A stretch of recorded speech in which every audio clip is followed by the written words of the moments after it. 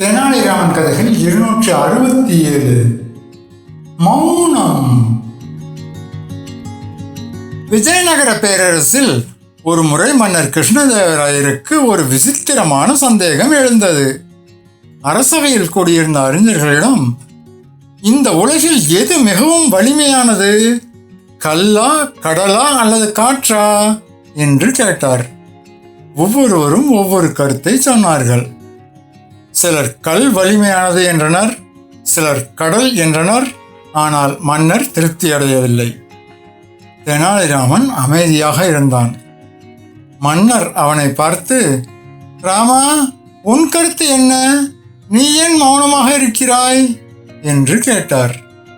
தெனாலிராமன் மெல்ல புன்னகைத்து, மன்னா, வலிமை என்பது சூழ்நிலையை பொறுத்தது. ஒரு பெரிய பாறையை மழையும் காற்றும் காலப்போக்கில் சேர்த்து விடுகிறது. கடலின் சீற்றம் நிலத்தை அரித்து விடுகிறது. ஆனால் மனிதனின் நாவிலிருந்து வெளிப்படும் சொற்கள் உலகையே மாற்றும் வல்லமை கொண்டவை. மௌனத்தை கலைத்து வெளிப்படும் ஒரு சொல்லுக்கு பெரும் போரை நிறுத்தும் சக்தியும் ஒரு வறியவனை உயர்த்தும் வலிமையும் உண்டு என்றான்.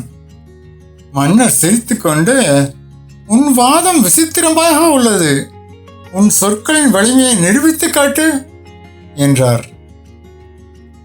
தெனாலிராமன், மன்னா, ஒரு சிறு உதாரணம் தருகிறேன் என்று கூறிவிட்டு பக்கத்தில் இருந்த ஒரு அமைச்சரை பார்த்து மிகவும் மரியாதையாக பேசினான். அவனது பணிவான சொற்கள் கோபத்தில் இருந்த அமைச்சரை அமைதிப்படுத்தியது. சண்டையிட வந்தவர்கள் கூட தெனாலிராமனின் பேச்சை கேட்டு சமாதானம் அடைந்தனர். மன்னர் கிருஷ்ணதேவராயர் வியந்து போனார். ஆம் ராமா, மௌனம் என்பது ஒரு முதிர்ச்சி.